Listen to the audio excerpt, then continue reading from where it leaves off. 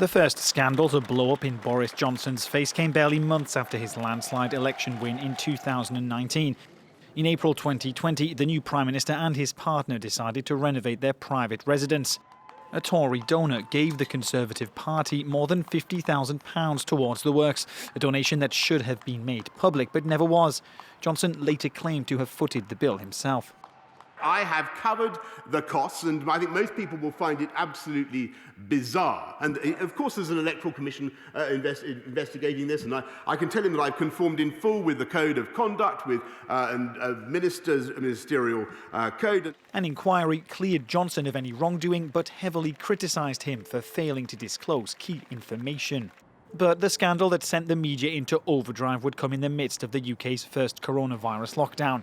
With the pandemic spiralling out of control, it was revealed that Boris Johnson's special advisor, Dominic Cummings, travelled hundreds of kilometres north of his home in London to spend time in a family cottage with his wife and son, despite displaying coronavirus symptoms.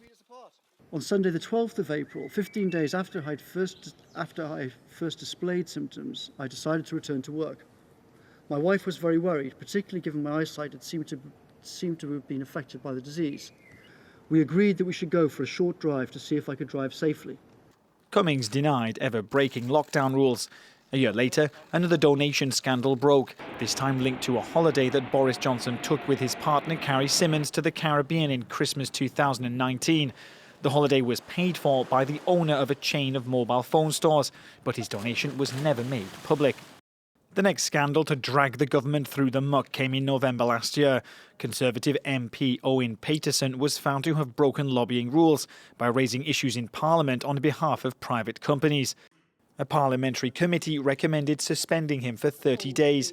But for the first time in decades, lawmakers led by Tory MPs threw out the recommendation by the Standards Committee, voting against the suspension. Boris Johnson has survived the scandals up until now, but could the latest claims of numerous boozy parties at 10 Downing Street during the first COVID-19 lockdown be the final nail in the coffin for Johnson's leadership? He's always denied knowingly breaching lockdown rules. No, nobody told me that what we were doing was, as you say, against the rules, that the event in question was something that we were going to do something that wasn't a work event. Now, with new claims of a party emerging on a weekly basis, no one knows how much longer the Prime Minister can cling on to his job.